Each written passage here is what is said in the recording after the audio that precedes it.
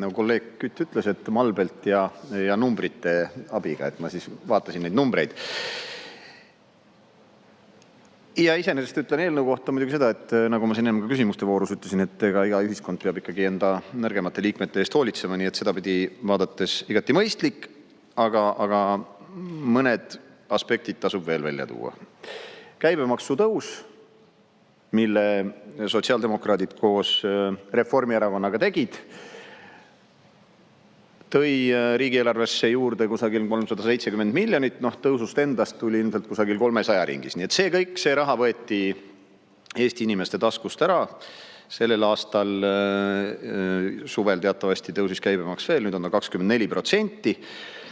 Ja kui me vaatame nüüd seda sihtgruppi, kes on selle toimetuleku toetuse saajaid, neid on möödunud aastal kusagil veidike alla 7%.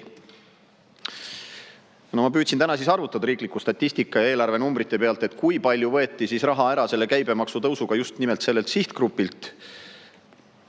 Jõudsin numbrini circa 14 miljonit.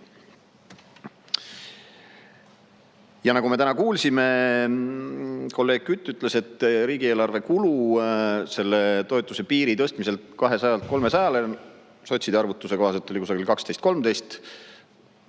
Mina jõudsin 14-ni, me oleme samas suurusjärgis. Ühesõnaga tõsteti käibemaksu, võeti inimestelt 14 miljonit ära, ma mõtlen siis seda sihtgruppi, ja nüüd on tuldud eelnõuga, et see 14 miljonit tagasi anda.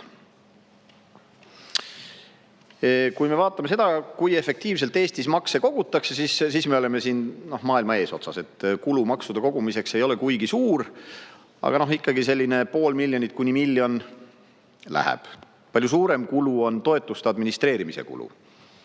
Sinna läheb mõni miljon selle toetuse puhul. Ja siis me jõuame kohta, kus sotsid, kes tõstsid käibemaksu ja võtsid sellelt toetuse saamise sihtgrupilt 14 miljonit ära, on nüüd teinud ettepaneku, millega antaks 14 miljonit tagasi, aga selle kõige peale kuluks selline 3–5 miljonit, et see asi läbi viia. Nii et mina ütleks, et parem oleks, kui oleks jätnud maksudega raha röövimata, et siis seda administreerida ja toetustena tagasi maksta, jääks inimestel raha rohkem kätte ja see administreerimiskulu tuleb ju mõne teise maksuna võtta. Nii et ei maksa unustada seda, et sotsid koos Reformierakonnaga tegid ka automaksu. Jälle püüdsin arvutada, et palju sellele konkreetsele toimetuleku toetuse saajate sihtgrupile see kulu oli. 500 000 kuni 1 miljon võeti sealt sellel samalt sihtgrupilt.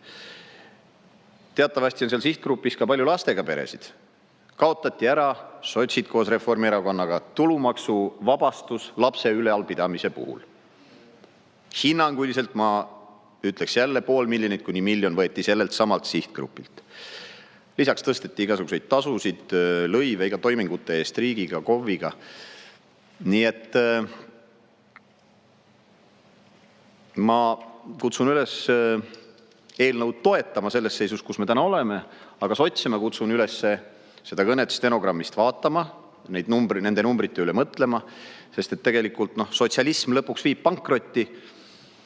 Ja kui sotsiaaldemokraadid sellest aru saaks, siis oleks lootust, et Eestis hakkab elu paremaks minema.